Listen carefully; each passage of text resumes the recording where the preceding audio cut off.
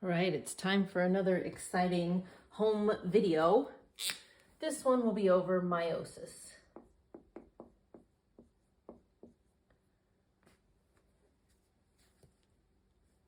Okay, so in meiosis, our goal is to make gametes.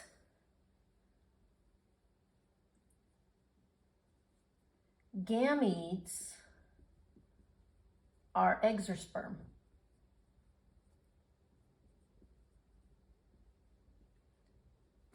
Now, women are actually born with all the eggs they'll ever have. So this process is kind of happening when they're being developed. But men make sperm until the very day they die. So you could be 92 years old and still become a dad. It's kind of crazy. And an interesting thing about meiosis is a very unique event happens where chromosomes can exchange information. So what that kind of looks like is in your cells, you have chromosomes from your mom and from your dad, right? So if each of these is a chromosome, one from mom, one from dad, okay? We have 23 pairs. So you actually have 23 chromosomes from your mom and 23 chromosomes from your dad. And you are a mixture of both. And you want to be able to pass on pieces of both your parents to your children, right? So your eggs or your sperm or your future children. And what these chromosomes are going to do is a thing called crossing over. So a piece of one chromosome is going to come off and add itself to the other chromosome.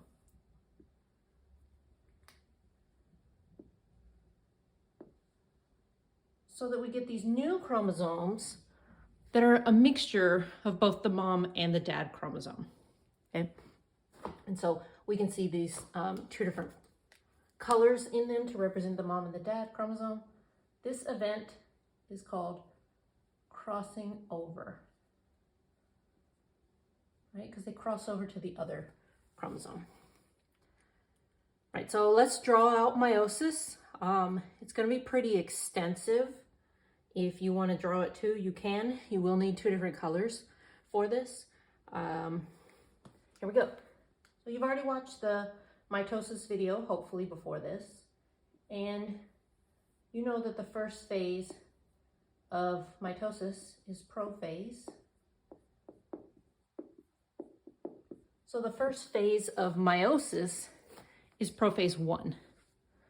And in prophase 1 is where this crossing over is going to happen. So I'm going to draw 2 pairs of chromosomes. We actually have 23 pairs, but that's not going to fit in here, right? So let's draw the pair that we put up here already. And it needs a little bit of this.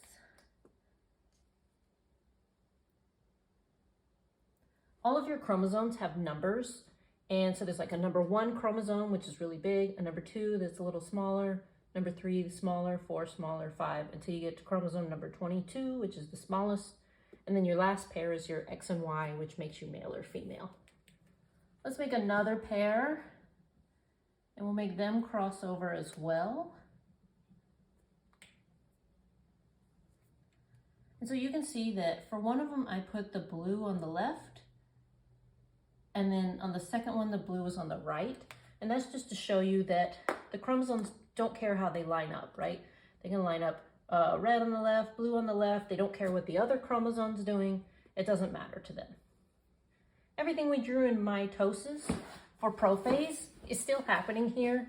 So like the nuclear envelope still breaks up, the mitotic spindle still forms, you know, the chromosomes condense, all that's happening, but it's too much to draw because you're gonna see meiosis is complex. So what we need to know here is that crossing over happened. Okay, we'll move on to our next phase, which is metaphase 1. So in mitosis, we just called them prophase, metaphase. In meiosis, we're gonna call them 1 and 2. So 1 is the first cycle of events. Okay. In metaphase 1, our pairs, they are known as homologous pairs.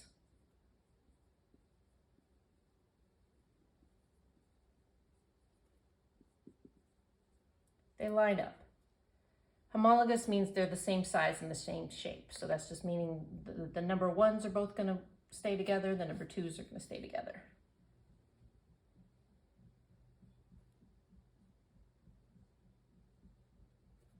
If you can hear drums in the background, it's because I live near a high school and I think they practice, I don't know, 11 hours a day or something. It's ridiculous. There's never silence. They start at like 6 in the morning. I can't believe them. They're not even good. All right, so our homologous pairs have lined up. Our next stage is anaphase 1. Okay. We'll draw it a little bigger here. Now our homologous pairs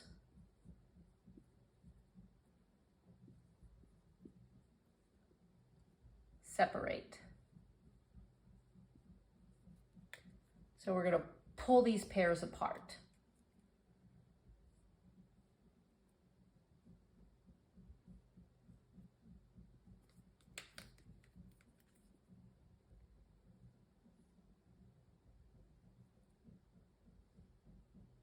Can't wait for band season to end. Get some sleep in the morning. All right. Next phase, you guessed it, is telophase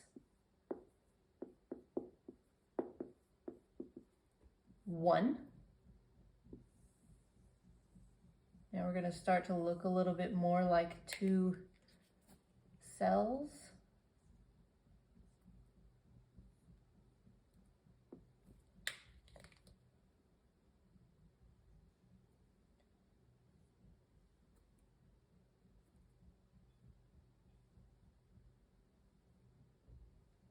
Okay, so we can already see that our chromosomes are starting to look different. And even though it's not a phase of meiosis, what's happening is cytokinesis. So it happens during telophase. It's just that cytoplasm separating, and it's what gives us 2 unique cells.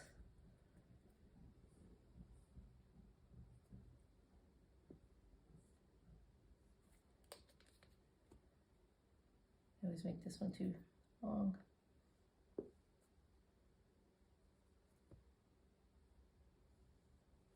Okay, so this whole first part is meiosis part 1.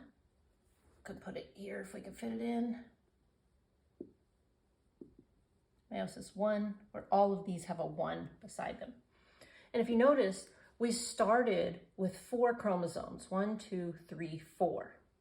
After meiosis 1, each cell only has 2 chromosomes. So across all of this telophase and cytokinesis,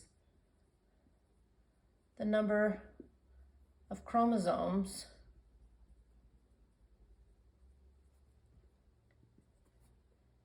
is cut in half. And that's important to note because in mitosis, the number of chromosomes stays the same. But in meiosis, we have half as many. Because if I have 46 total chromosomes, right, and I'm going to make an egg or a sperm, then I only need half that to go in my egg, and someone else's sperm will have the other half, right? So when we reproduce, we only want to give half as much of the DNA. All right, so we did meiosis 1. Let's go down to meiosis 2 now.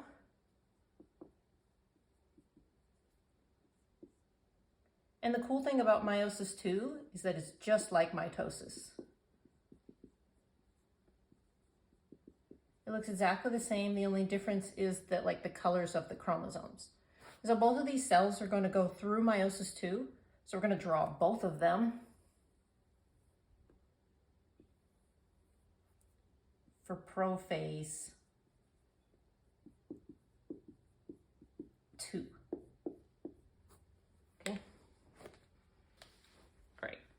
Prophase 2. So I just want to copy these cells that I already had into these over here. And even though those cells that are undergoing cytokinesis go into interphase, during meiosis, they are not going to go through like G1, S, G2. They're just going to go straight from meiosis 1 to meiosis 2. Okay, so we don't have our DNA replicated. We don't make more organelles because we really don't need them. Sperm and eggs are really small, so we don't need a whole bunch of organelles. All right, let me make sure those are the right cells that we drew. That's the same, great. All right, so prophase 1, we're just doing our normal life condensing, right? Or prophase 2, sorry. Metaphase 2. Right, we got 2 cells. Here, chromosomes line up. So before it was homologous pairs, now they're just chromosomes. So you're going to line up at that imaginary line, that metaphase plate. So make sure I draw them the same here.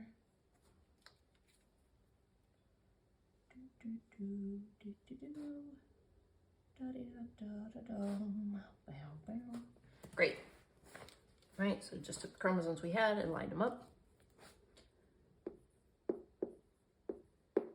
Next is anaphase 2. Draw cells a little wider because they're growing, stretching. Right. Now, just like in mitosis, sister chromatids separate.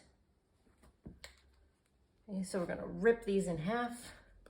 It's going to look something like this, a little bit like that.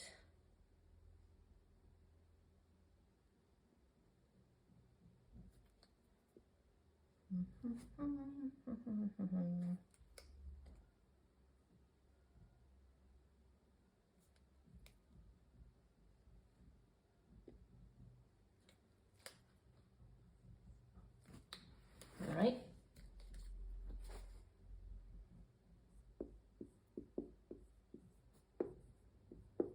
Telophase 2.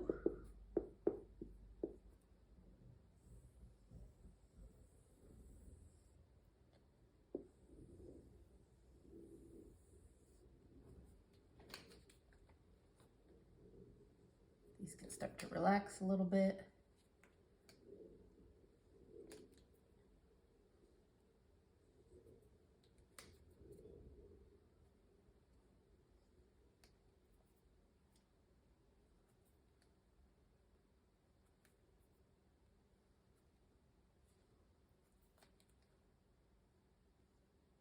So remember that this is a chromosome just as much as this is a chromosome. So even though it looks like it's half as much, it's still just 2 chromosomes, which is what we started with, 2 chromosomes. So in meiosis 2, the number of chromosomes remains the same. At the same time, cytokinesis is happening.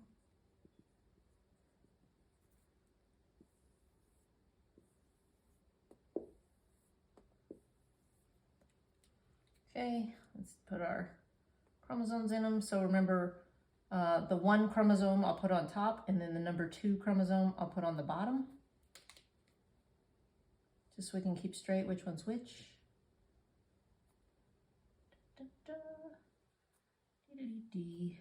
And so we can see all 4 of these are different. This has a blue and a red, but this has a red and a blue. So it's red for chromosome 1, blue for chromosome 2. So they are different, and we can see those are different. So what the result is 4 non-identical haploid gametes. So haploid just means we have half as much DNA as opposed to diploid, which, well, this one up here would be diploid, which which means it has two sets. Di meaning two, ploid meaning set of chromosomes. So two sets of chromosomes. This one just has one set of chromosomes. So these cells would have 46, and these would have 23 in a human, 23 chromosomes. And so these gametes, they could be eggs or they could be sperm, right? If you are a male, then all 4 of them will be valid sperm. If you are a female, though, there's only enough organelles to go in one of them. And so only one of them is going to get all the mitochondria, all the Golgi, all the endoplasmic reticulum, all the organelles you need, and that's going to be the valid egg. The other ones are going to shrink up into what's called polar bodies, and they're useless. So men are actually 4 times more efficient at making gametes than women, but they don't have to do the work of pregnancy, so it evens out. All right, well, there you go. That's meiosis. Thanks for watching.